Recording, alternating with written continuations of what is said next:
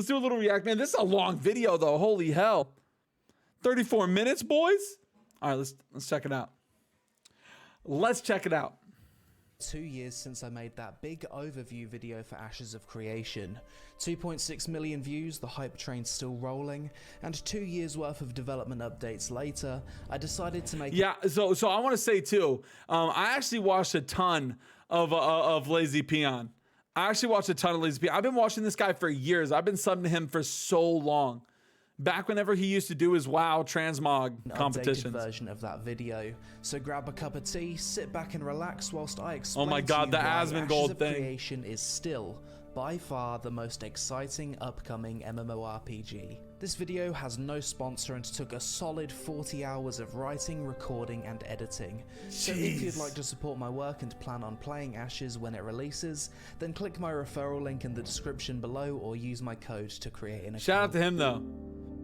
Dude, that's a lot of work editing and Ashes stuff. of Creation is the biggest upcoming Western MMORPG in terms of scope, hoping to provide fans of PvP, PvE and roleplay content an ever-changing virtual world in which the progression of each server is completely different and dependent on the actions of the player base. Ashes started development back in 2016. Because too many MMOs are too cut and dry. You know what I mean? Too many MMOs are cut and dry. It's like, you know, you want the player base to feel like you're impacting the world. That's one thing I did like about Wars in New World, though. The one thing I did like about Wars in New World was that, you know what I mean? Like, I love that in New World, how like when you take wars and territories, you impact the world. 16 in Unreal Engine 4, however at the end of 2021 upgraded its engine to Unreal 5 to make use of the latest advancements in gaming tech such as nanites, lumen, and a more efficient development pipeline. In terms of funding, the game was successfully kickstarted in 2017, however the vast majority of the game's funding comes from creative director Steven Sharif, a successful entrepreneur who, like most of us, has been a lifelong MMO fan that was unhappy with the current state of the MMO genre. That's good though. That's good though. Yeah, that's good though. If this guy he's upset with the current state of MMO, then I'm right there with him. I'm right there with him, dude. Like, you know, a lot of people are. So if this guy's developing the game, then you know he wants to make something nice. Creation is fully funded to completion, and despite offering paid access to alpha and beta tests, is not reliant on these funds to finish development. This game will have zero pay to win, a cosmetic-only cash shop with no convenience items, and a $15 per month subscription fee business model with no box cost. MMOs can usually be put into three categories. I like the pay model. Box, theme park, or sand park. An example of a theme park MMO would be Final Fantasy XIV or WoW, an on-rails story-driven experience with a lot of scripted instanced content, heavily reliant on developers constantly adding new raids, dungeons, and gear treadmill content to keep people playing. An example of a sandbox MMO would be EVE Online, a game that's almost entirely player-driven. You need to create your own goals and find your place within a I've never played EVE, so I don't know. Typically joining alliances or guilds to take over land and control resources. These games are less reliant on developer-created content as the interaction between players is the content, and it's different every time. A sand park MMO is basically a hybrid of theme park and sandbox. There's a lot of player-driven content, however there's also developer-created scripted encounters such as raids and dungeons. This is the category of MMO that Ashes of Creation falls into, and personally it's my favourite type of MMORPG. Right, Zeke? That's what I'm saying. So what makes Ashes of Creation unique? How does this game innovate to push the genre forwards? And why should you be excited for this MMO over all the others that have released and failed? The snail, dude. Over the past 15 years. I love the snores, the snail horse, dude. I already want one, I'm not gonna lie. Ashes of Creation's biggest innovation, in my opinion, is its node system. And it's this system that ensures that no two servers will ever be the same. Basically, when the game launches, the world will be empty. However, over time, camps, villages, towns, cities, and sprawling metropolises will pop up in locations where players earn XP from killing mobs, gathering, or doing quests. Guys, let me say this though. I want to say this. Willy, we're going to be owning some of this territory because I'm not just going to be shoutcasting. We're going to be playing this game. So you guys are in here if you guys are in here with me for the long haul, I don't care when this comes out. You best believe I'm looking to be a fucking emperor on one of these. I am looking to own some territory. So you guys better be hanging out with your boy. We'll get a whole guild going, dude. We'll make it happen. Yeah, we're gonna be real. Like, yeah, Willy Warriors for real. Yeah, dude. No, yeah, I will be spearheading. I will be spearheading the charge on taking land. I'm not kidding. I will be doing that. Be over 100 nodes scattered throughout the world at launch, and each node will have a different layout and appearance depending on the race that contributed. You guys can clip this and send it to me when Ashes comes out. I'm not gonna lie, dude. I'm gonna be making it happen. Like I'm gonna want to own some shit. We're gonna be on that map. XP to it, as well as the buildings the mayor decides to place. So if, for example, orc players contributed the most XP to a node, the node will then have an orcish aesthetic. The same is true for every other race in the game, and these racial aesthetic changes are applied to the node every time it's leveled up. I love this. So a town I love this with certain races contributing. The place looks like that race. So let's say we want to make a company or a guild going in together. We could all kind of pick a similar race, and we could just make, like, let's say we're elves. We can make like elvish towns. You know what I mean? It'd be like it'd be like our elvish towns or whatever. You know what I mean? Whatever, vice versa, dwarven, whatever we go with. Town could start with an elven aesthetic, but if dwarves contributed the most XP to progress it to the city stage, it would then change to a dwarven theme. That's cool. So what happens when every node in the game is leveled to max? I'm gonna play the shit out of that can't this. happen. Building up one node to a city, for example, will lock out adjacent nodes from reaching the same level, which in turn also locks or unlocks various quests, dungeons, or bosses. I know some people want to hate on people who get excited about Ashes, but I have been waiting for a new MMO to just grip me by the nuts for so long. Like I'm already so pumped. Players will have to initiate node sieges to de-level a node if they wish to progress adjacent nodes. Nodes come in 4 different node types: militaristic, scientific, divine, or economic, each of which have their own special perks, adding further variety into this system. Love it. Like I said, the node system is designed so that no 2 servers will be the same. If you take a break from the game dude, we're on scraps, you know what I mean? Like, imagine if we can bring our community to a place like this, you know what I mean? Oh. Few months, you could come back and the location of all major cities is completely different. Different taxes, buildings, different mayors voted to be in charge of the node, and different node racial aesthetics. No other MMORPG has ever done this before, and we've already seen this system working up to the village stage in last year's Alpha 1 test.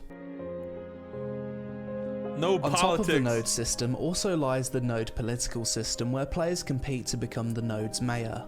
The process of how this is done varies depending on the node type. Scientific node mayors are voted for democratically, militaristic node mayors are chosen by victory in a last man standing tournament. What? What? A last man standing tournament for militaristic nodes? That is so hype. And then there's democratic nodes where people can vote.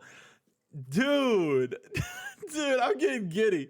Node leadership is sold to the highest bidder, and divine node governance is given to the player that completed the most node quests. Once a mayor has been decided, they can set the tax rate and decide which building projects to pursue.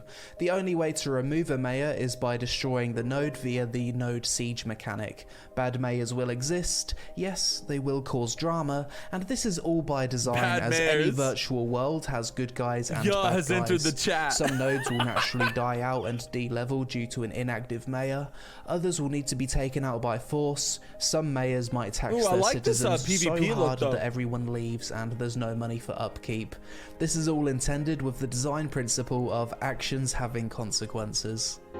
It's a little shaky though. Still rough. The final thing worth mentioning about nodes is the citizenship and player housing systems tied to it.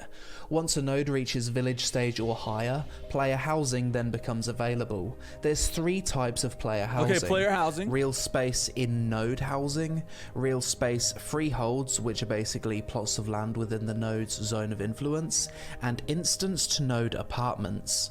Players who have invested into any of these types of player... Oh, Doug, Union your friends are gonna have 3 weeks of PTO. Dude, Doug, guys, when this comes out, I might do a legit subathon. I might just literally sleep on the couch and just no life the shit out of this.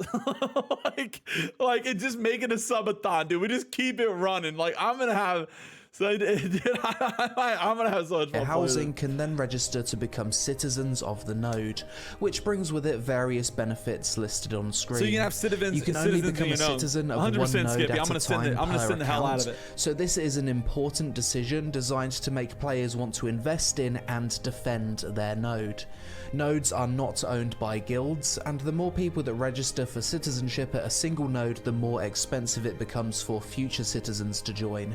You will lose citizenship if your node is destroyed in a node siege.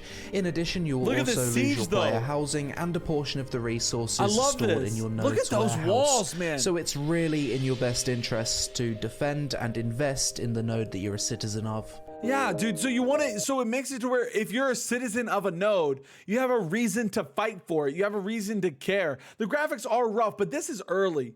This is very early. Kick it. Like they're going to increase it. You know what I mean? It's still got maybe maybe a year or two, maybe 3 years, to be honest. Like I think it's 3 years max, but I think 2 years if we're lucky. That's kind of my opinion on it. This is still pretty early, but you know what? Guys, Willy ain't going nowhere. We're gonna be here for it. Changing seasons. Another completely unique thing Ashes of Creation is bringing to the MMO genre that has never been done before is its season technology. Hey, Kalari, thanks for the resub, dude. Silver Mike trying to get that drunk stream, dude. 139 more subs, bro. We got the drunk stream, man. What can I say? This was recently. Oh, hold up, guys. Look. Okay, we're in New World 2. All right, let's go. Shown off and working in a dev live stream, but basically every 1 or 2 weeks certain biomes will change seasons from spring, summer, autumn, or winter. The glizzy sub emo? Well, dude, the glizzies for the I have tons of glizzies for the gifted. So I want to say why I like why I like seasons changing. I like seasons changing because it creates an atmosphere. Seasons has been done before, yeah, TF2 100%, but it does create an atmosphere. So when I see it in other games, I really like it.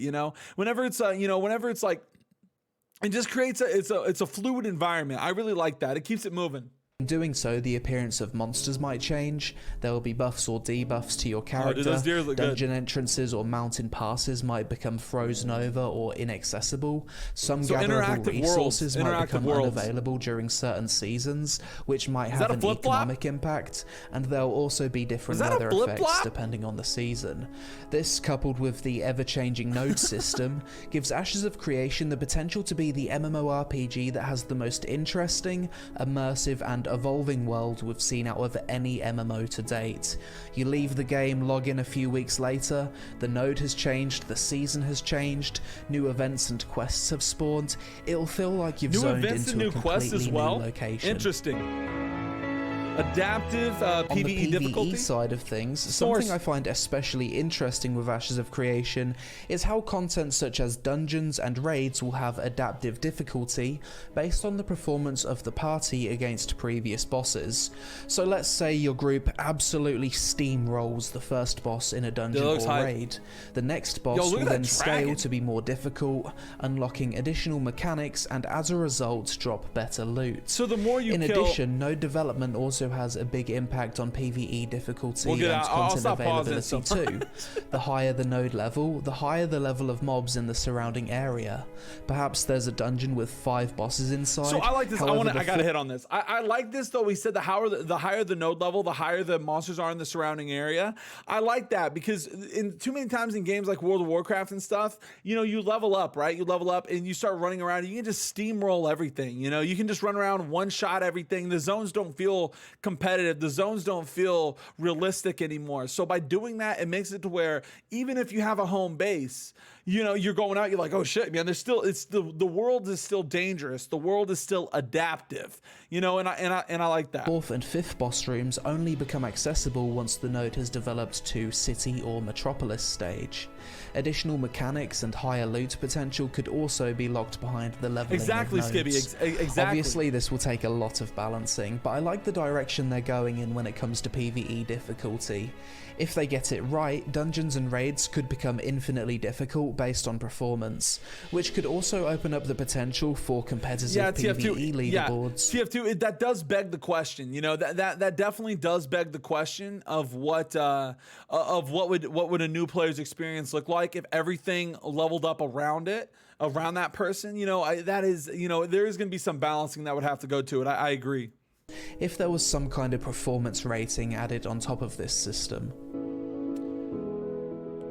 Although Ashes of Creation won't be the first MMO to introduce a caravan system, shout out to Silk Road Online, it's certainly not a common thing we've seen in any of the other top MMOs in recent years. I think the last MMO to have something like this was Arcade.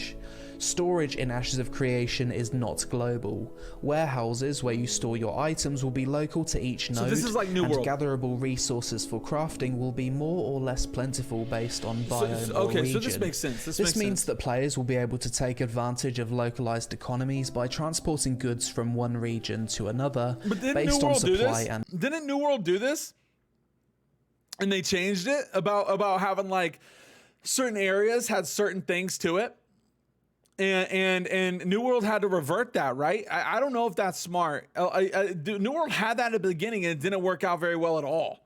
They had to remove it because people hated it. Yeah, I don't know. I mean, maybe Ashes could do it different, but New World had this and it did not work out good at all. So I don't know.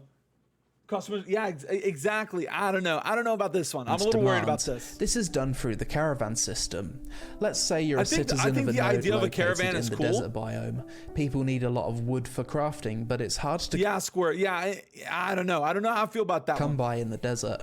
You travel to the forest, spend a few hours collecting or buying wood from other players, then you want to transport it back to the desert to sell on for profit or use yourself. Yeah, Chris Daddy, that's true. The way they implemented the fast travel, 100%. I agree to that, because in the beginning, getting the Azoth was like a pain in the balls. Like it was really rough. But it depends how the travel system works, though. Are we going to be fast traveling? Are we going to be, what are we going to do? Yeah, Chris, 100%, dude. I agree 100% with you, bro. I'm right there with you. Now it's useless. You can go to the storage at the forest node and spawn a personal caravan to then transport those goods. In doing so, the area around the caravan will become a moving open world PvP zone, in which players can choose to either attack or defend the caravan. Boys, we're going to be having the Willy Raiders. I'm telling you, you guys better embark with me on this journey, man. We're going to have the Willy Raiders up in this shit. We'll be seeing a caravan, be like, all right, we're on the move. This is in. We got to go get some loot. Incentives for either side. This is a risk versus reward system in which you could potentially lose your stuff if your caravan is successfully raided. The whole existence of the caravan system also opens up the possibility for players to become mercenaries and sell protection services to players wanting to transport their goods for coin, which is also pretty cool. Monster coin events. Monster coin events are a multiplayer horde defense activity that can take place at nodes. These events must be triggered by something significant happening in the surrounding area, such as node advancement, the death of a world boss, or constructing a certain building in the node. During a monster coin event, players must choose to either attack or defend. Attackers can use monster coins to transform into a monster and attack key objectives in the node, whilst defenders must defend against the attacking horde of monsters. Monster coin events cannot de-level a node, however they can kill important NPCs or disable buildings at the node for a while if the attackers are successful. Youngin, thank you for the resub, dude. Sheesh, Platinum Mike win, dude, next month, man. Hey, thank you, Youngin. Thanks for the resub, bro. Thank you. Monster coins can be obtained via rare drops in-game, and the rewards for this activity are entirely cosmetic. The sheer scope of the game. The final point I want to make. Now this is going to be important. The sheer scope of the game. Yeah. So this is something, right? You know, how big this game is. Because like that's kind of what a lot of people are talking about right now when it comes to Ashes. Just the pure massiveness of it. So when it comes to what makes Ashes of Creation so unique is the sheer scope of the game. When you combine all the features and innovations this game will have, it's surely going to be the biggest fantasy MMO ever made to date. 9 different playable races, both with male and female options, 480 square kilometer world size at launch, fully open world game where you can go from one side of the map to the other, no loading screens, dungeons, raids, world bosses, open world PvP with a criminal system, caravan PvP, castle sieges, node sieges, arenas, duels, guild wars, crafting and artisan system, monster coin events, political system, citizenship, player run shops, taverns with parlor games, top tier character customization, transmog cosmetic collection, 64 different class combinations, 3 forms of player housing, both open world and instanced, achievements, leaderboards, gathering, questing, hybrid combat system, player-driven economy with localized storage, pets, massive guild system with guild halls, both land and water mounts, and 18 different biomes in the world. Every week or two, the season changes, which makes zones feel completely... I'm just saying, if they can do this right, hear me out. Hear me out. If they can do this right, imagine, guys, imagine if they do this right. Like, if this comes out, there's no spaghetti code, you know, if this can come out right, really sending it. $180 a year, dude. I've been playing WoW my whole life. I don't give a shit. I'll pay. Look, if this is done right, guys, look. Willy is going into the ashes of creation. I will embody ashes of creation. Different, and if all of that wasn't enough, something I often forget is that the game will have an entire arcade style naval system where you can sail across the ocean on massive ships and partake in naval PvP and naval trade routes. Too? I've probably forgot to mention a few features in that little ramble, but my point is, this game will be bloody huge. So huge that I can totally understand why people have been skeptical about the project since the inception. Skeptical, I agree. But at this point, we have seen most of these things that I've mentioned at some point in development live streams in recent years, so it's definitely all stuff that's being worked on. The only content we haven't seen much of at this point is the naval aspect of the game, although recently we've been shown some 3D models for the ships, as well as a giant sea monster boss, so hopefully we'll see more of that soon. At this point, you're probably saying, wow, Peon, all of that sounds great, but I don't want to wait until 2030 to play this thing. 2030, Hasn't the game been in development for years already? Yes, it has. But unfortunately, my MMO hungry friends, this is a genre... Yeah, we don't want a cyberpunk situation. I agree, dude. That would be terrible. That would be terrible. Where games take a long ass time to make. ESO, Lost Ark, and Arcade, for example, all took over 7 years of development until launch. MMOs take forever to develop, Final Fantasy XIV was in development for 9 years before A Realm Reborn released. To develop. Right now, Ashes of Creation is about 5.5 years into development, and with it being a particularly ambitious project, I still think we've got a while to wait. That being said, since moving to Unreal Engine 5, their development speed seems to have gone through the roof, with significant progress shown every live stream, so maybe it's closer than we think. So far, I've only explained the unique aspects of Ashes of Creation, the things it's doing to push the genre forward, but the game also has a lot of other features that you're likely familiar with from other MMOs. Let's go! Yo, so next Joe DS, thanks for the follow, bro! I'm going to break down everything the game has into the following categories: PvE content, PvP content, roleplay content, the world's professions, class and combat system. As this is such a colossal game with so many different aspects to it, it's impossible for me to talk about every feature in depth and answer every question you might have. Thankfully, there's a fantastic resource already available called the Ashes of Creation Wiki. Yo, Joe DS, thanks for the sub, man. Thanks for being here. Hopefully you're enjoying the stream, bro. Thank you so much. Constantly being updated and has thousands of pages worth of information. Welcome to my club.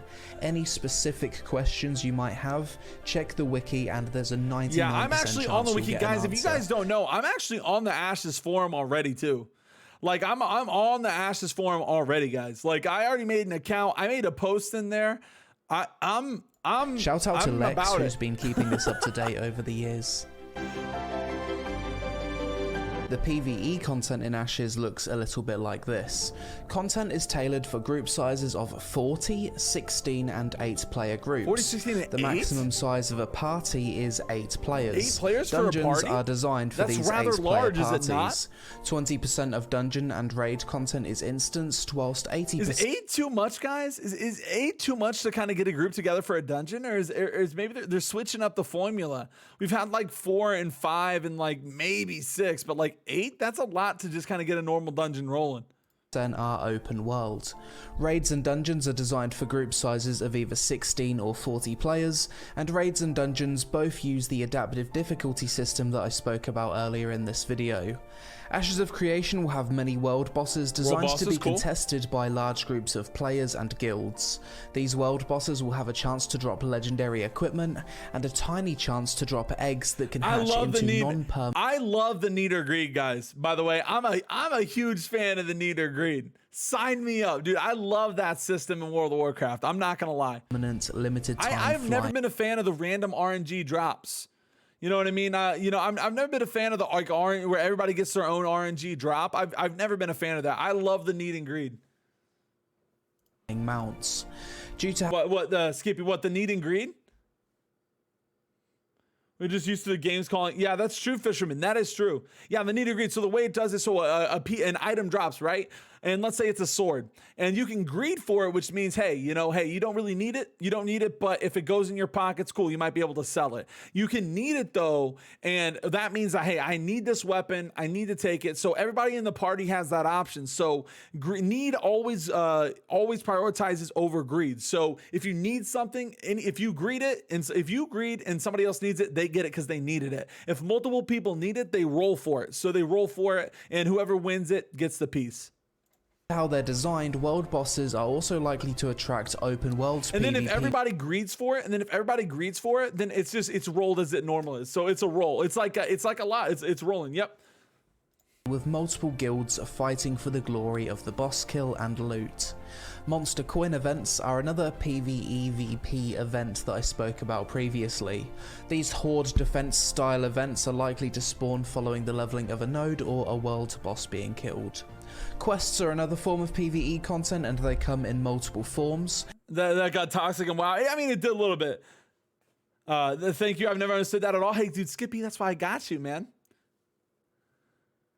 People picking needs on like the real greed. Yeah, it's a weird way to say it. You would think greed over need, right? Just because like it sounds greedy. But yeah, sometimes it can get toxic, you know, if like people needing it, if they don't really need it. But that's where you run into things like soulbound items. So if it's soulbound and you like, so a lot of items from bosses are now soulbound. So what means is you can't really sell it, and you know, you're not really making anything by needing it over somebody who actually does need it. But sometimes you get rare items in like World of Warcraft that drop and it's not soulbound, and anybody can need for it and take it. So, you know, yeah, it's you know, it is what it is. Hey, dude, bloke's on top. What can I say? She was the meanest cat.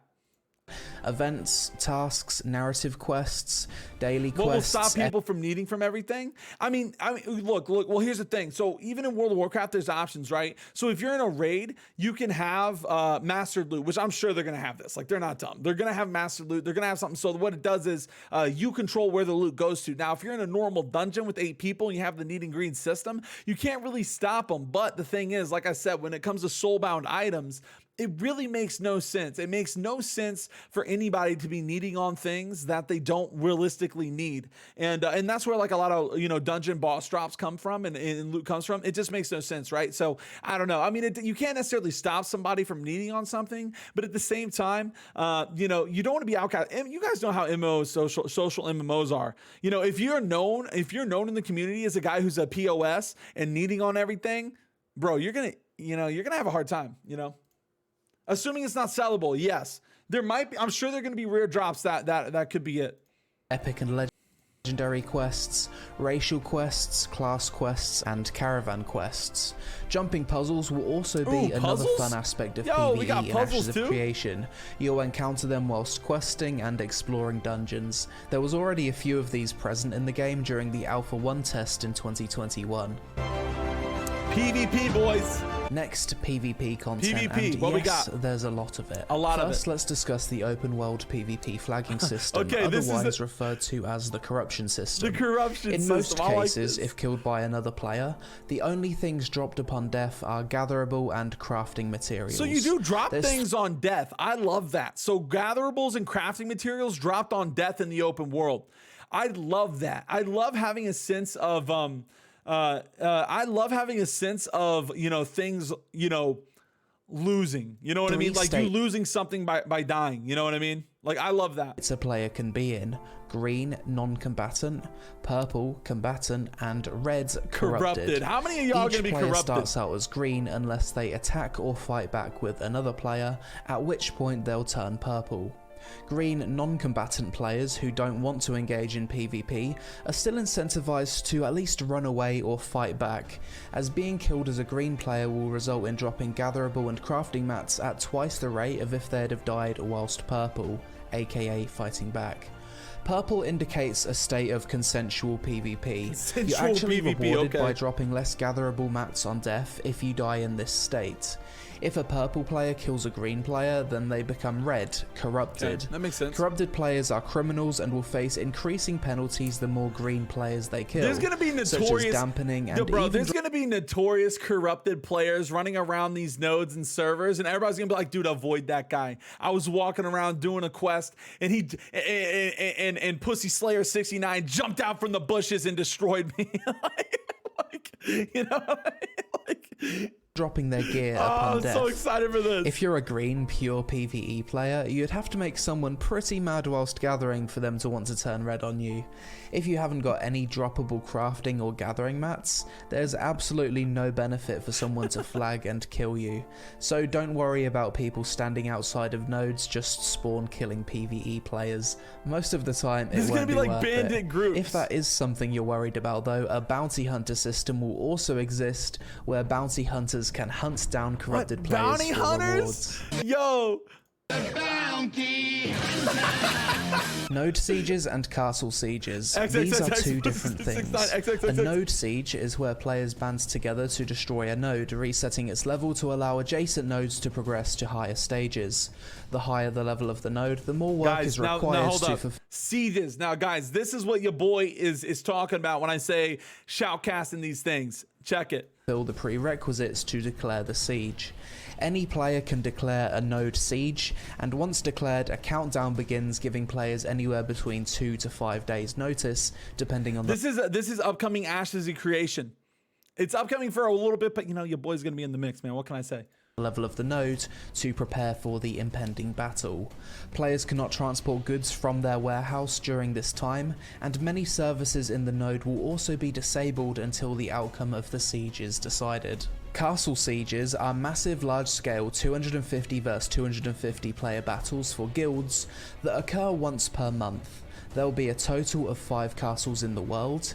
Castle sieges will have multiple objectives for both attackers and defenders, and might also include raid bosses that attackers can slay for certain look at buffs. that, dude. These battles will include siege weapons such as catapults, trebuchets, cannons, and ballistas, and there will be a great deal of prestige and rewards for guilds that manage to own one of the 5 castles in the world. I love it. Guilds can declare war on each other once per month. Yeah, it's once per month. So it's not like an all the time thing. So it is once per month, but a lot of the nodes, I believe it's for each node, right? So you know, you have a ton of nodes. So there will be a lot. You best believe, man, I'm gonna be shoutcasting these sieges, guys.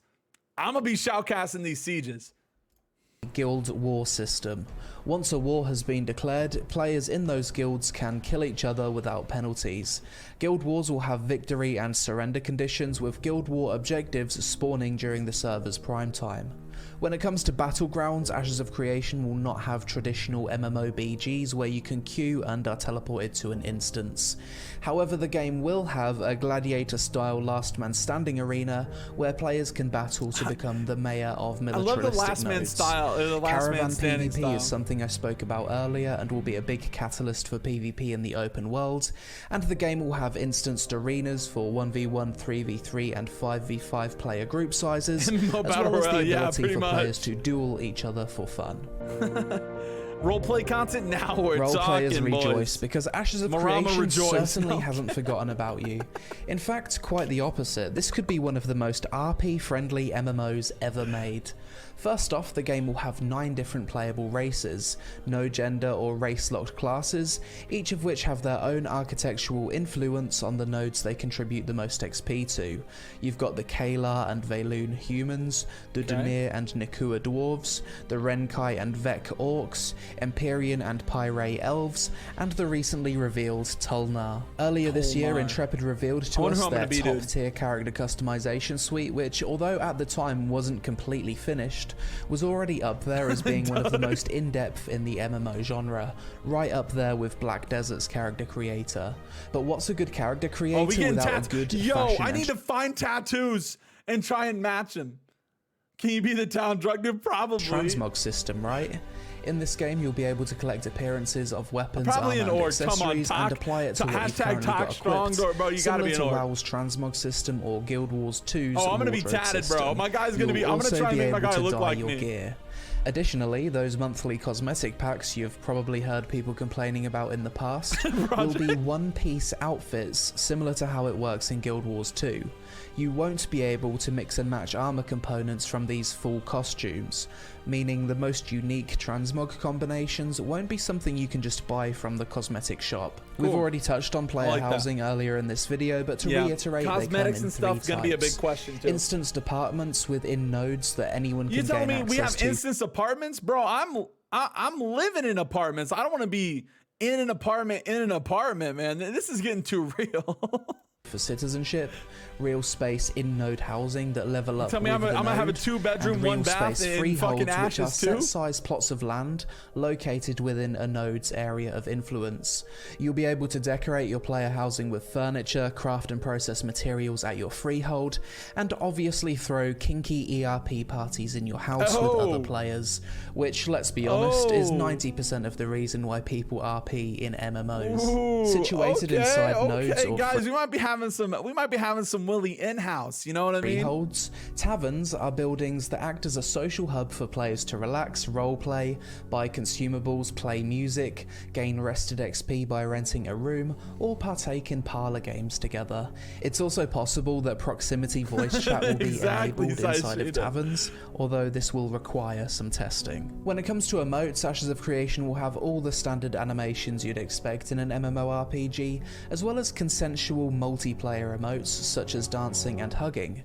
Additionally, you'll be able to interact with the environment by leaning on walls, sitting down, vaulting over fences, mantling and crouching. As previously mentioned, Ashes of Creation will have a political system where players can compete to become the mayor of the node in numerous ways.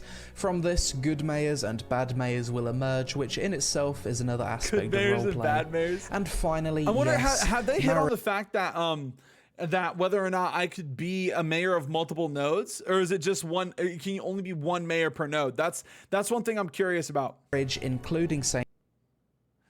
We can bring the bromance to Ashes. Dude, that's what I'm saying, man. Sex marriages will be a thing in Ashes of Creation. Marriage will allow player housing permissions to be shared, and a quest might appear related to a marriage ceremony. This system isn't 100% fleshed out as of making this video, but it will be in the game in one form or another. Look at that. Yo, hold up. Let's get it. Man, come on, Peon. Hold up. Let's get that pause, man. Look at that world, bro. Look at that world, bro. Dude, guys, I'm gonna have no life. My kids are gonna play this. We're gonna just make an Ashes family. Dude, I know, Daniel. Dude, I'm telling you guys. I said it in the beginning. If this shit happens the way it's being portrayed, you guys, this is a good thing for you guys. If you guys want to if you guys are sticking around for the long haul, because I'm gonna be streaming this like 24/7. We're gonna go actually DJ. Let's discuss the world of Ashes of Creation, starting with server size, which Intrepid are aiming to support 8,000 to 10,000 concurrent players online at one time, 5 times the number of players that New World's servers can currently handle. When it comes to server locations, the most recent info I could find is that they plan on having servers for the following regions: North America, Europe, Asia Pacific, and Australia. However, other server regions regions such as South America are under consideration. Stephen, if you're watching this video, please heavily consider adding Southeast Asia servers. So many people here love MMOs, but we have to get wrecked by 150 to 200 ping connecting to Australia. I'm sure the same could be said for South America connecting to NA too. You're making the most highly anticipated MMO globally, and after all these years of development and anticipation, I love maces. I'm a it'd mace be a big enjoyer. shame if large regions of people couldn't enjoy it to its fullest due to ping and server regions. As previously mentioned, the world in Ashes will be 480 kilometers squared at launch, which includes land and water, with an additional 100 kilometers squared for the Underrealm. The world will be ever-changing thanks to the node system and seasons, but I've already gone in depth on those systems at the start of this video, so best not to repeat myself further. When it comes to fast travel and flying mounts, the world of Ashes is designed so that distance and scale matters. Fast travel will be limited to the superpower of a scientific node at Metropolis level, allowing players to teleport to smaller nodes within the Metropolis zone of influence, and a family summon with a long cast time that can be used on up to 8 family members. Flying mounts will be extremely rare and limited in duration, with them being obtained via legendary drop eggs from world bosses, or obtainable to mayors of Metropolis nodes, as well as guild leaders owning one of the 5 castles in-game.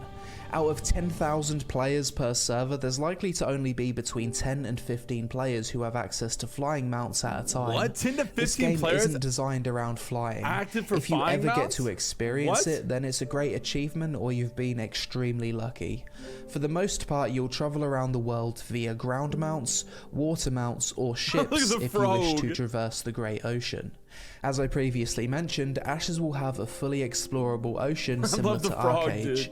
There'll be coastal nodes, harbours, naval caravans, treasure hunting, underwater dungeons, naval quests, naval PvP, and multiple different ship sizes ranging from small, medium, and large. Similar to Arcade, there'll also be giant sea monster world bosses, like the Negalith, which was recently teased and should be present. Guys, I don't know about you guys, but I get scared of sea shit. I don't know, man. Like those sea monsters and sea creatures, that stuff scares me, bro.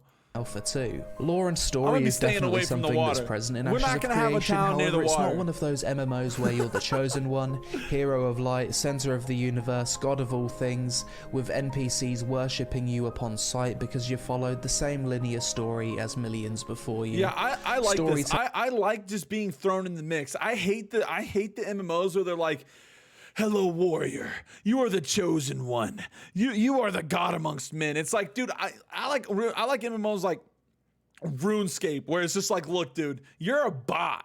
You're a bot. Go pick some blacks now. Like, you know, go run around. Go do like Cook's Apprentice, you fucking noob. Like, I love that kind of stuff. Telling will be more based on learning about past events in the lore, self-contained short story quests, and the overarching story of the world's development.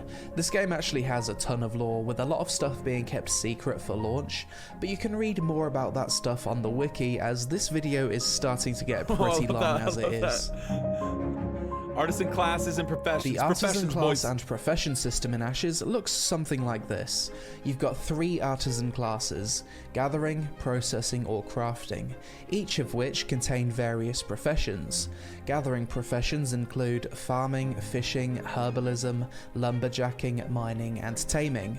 Processing professions include animal husbandry and smelting, and crafting professions include alchemy, armorsmithing, blacksmithing, caravan building, shipbuilding, you mean a shipbuilder? jewel crafting, scribes, shipbuilding, siege weapons, and weaponsmithing. Look, fishing, there you go, fisherman. May only master up to a maximum of 2 professions within 1 Artisan class. Okay. So let's say you choose to be a gatherer. You could max out mining and lumberjacking, but you could not max out mining and alchemy. If you're a crafter, you could choose to max out cooking and jewel crafting, but you could not max out cooking and smelting. I see. To get around this limitation, you may use alts or join guilds and work together to fulfill your crafting needs. The most unique profession in Ashes of Creation has to be animal husbandry, in which you can breed different animals together to create weird and wonderful hybrid mounts, like this wonderful half griffin, half butterfly raccoon monstrosity. What? wait, so you can breed animals and they actually can be so you can actually breed animals and you can actually create mounts and stuff. That is so fucking cool. So you can actually, so you can get a snail and a horse, make a snorse. You can just make all kinds of stuff. Yo, that is sick, dude. What? And it makes mounts. It's not just like some that sits in a yard near your house or anything.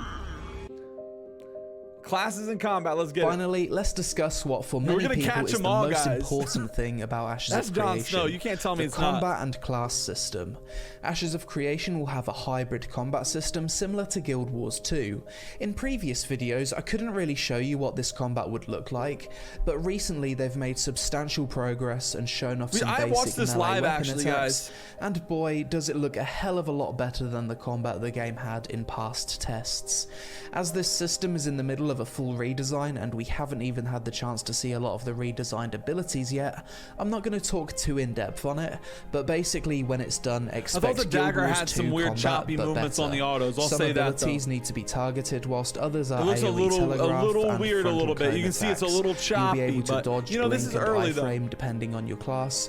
A lot of effort is going into audio-visual feedback, and as you can see by the damage numbers, they're going with something that looks very vanilla WoW, which I personally love. We talking vanilla Keep an eye WoW? out for more updates on this system over the next few months. I'm down. But so far, the new design direction is looking very good. The more when it comes to classes, WoW, the better. Ashes of Creation is using a similar system to Arcade, but instead of a possible 220 classes, there's 64 different possible class combos 64 in Ashes. Class combos? The way this works is you've got 8 primary classes: Bard, Cleric.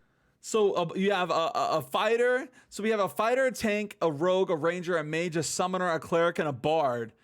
And you can choose between like a bard and a fighter, and that makes you a tell sword. You can choose between a tank and a ranger, and that makes you a warden.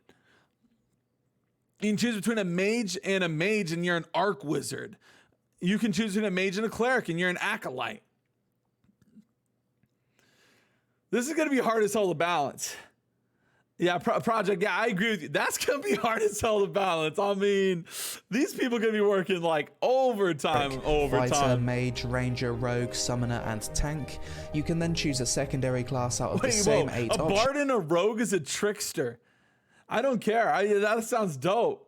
A mage and a rogue, hold on, I'm looking at something, is a shadow caster.